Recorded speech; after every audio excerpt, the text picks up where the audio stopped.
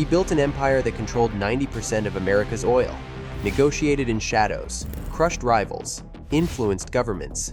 Yet he ended his life funding universities, eradicating diseases, and giving half his wealth away. Was he a villain who bent capitalism to his will, or a visionary who believed wealth should serve mankind? This is the story of John D. Rockefeller, the man who became America's first billionaire, and how his rise reshaped the world you live in today. By 1839, Richford, New York, a boy is born into a family of contradictions. His father, William Rockefeller, a con-man selling fake cures who called himself doctor. His mother, Eliza, a devout Baptist teaching thrift, discipline, and faith. Willful waste makes woeful want, she warned. John D. Rockefeller absorbed both worlds, the sharp instincts of his father and the moral code of his mother. By 12, he saved $50 and loaned it at 7% interest. That moment, earning money from money, changed him forever. Let the money be my servant, not my master. He didn't dream of luxury. He dreamed of control. In 1855, at age 16, Rockefeller entered the workforce as an assistant bookkeeper. His obsession with precision, contracts, and punctuality was already unmatched. In 1859, the same year oil was discovered in Pennsylvania, he launched his first business with Maurice Clark.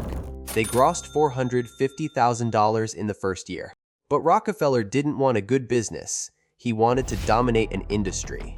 By 1863, he moved into oil refining, a chaotic, explosive field full of waste and speculation. He brought order, discipline, scale. In 1870, he founded Standard Oil and began one of the most aggressive expansions in business history. But he didn't just expand, he eliminated. Standard Oil didn't play by the market's rules. It rewrote them. Through horizontal integration, Rockefeller bought out rival refineries, fast, quietly, and aggressively. In just 3 months in 1872, he took over 22 of 26 Cleveland refineries. They called it the Cleveland Massacre.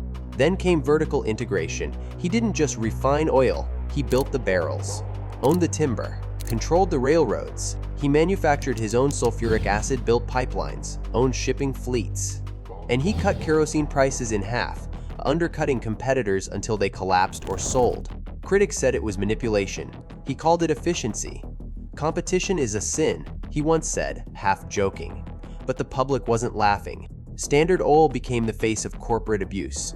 Journalist Ida Tarbell, whose own father had been crushed by Standard Oil, launched a 19-part expose. She exposed the secret railroad rebates, the intimidation, the market rigging. It triggered national outrage. In 1890, Congress passed the Sherman Antitrust Act. But Rockefeller was already playing chess. He formed a trust, then a holding company. He split assets across states, used interlocking boards, and outmaneuvered regulators for decades. In 1911, the U.S. Supreme Court finally ordered Standard Oil broken up into 34 separate companies: Exxon, Chevron, Mobil, all born from the pieces of a monopoly. Rockefeller's punishment? His wealth multiplied. At the moment he was dismantled, he became the world's first billionaire. And then something changed. With power secured and rivals gone, Rockefeller turned his gaze toward posterity. He began giving, not in small donations, but in sweeping, structured, strategic waves. The best philanthropy is constantly in search of the finalities. A search for a cause, an attempt to cure evils at their source. He founded the University of Chicago, now one of the world's elite institutions. He launched the Rockefeller Institute for Medical Research, where vaccines for meningitis and yellow fever were discovered. He created the General Education Board, transforming schools in the American South, and in 1913, he established the Rockefeller Foundation, the largest private grant maker of its time. Its global public health division helped eliminate hookworm and malaria, and its agricultural research sparked the Green Revolution, credited with saving up to 1 billion lives. So who was John D. Rockefeller really? A tyrant who bullied an industry into submission. A genius who optimized American capitalism. A man who manipulated power only to give it away. "I believe the power to make money is a gift from God," he once said, "to be developed and used for the good of mankind." But can we ever untangle how wealth is earned from how it's given? Rockefeller's legacy is a paradox.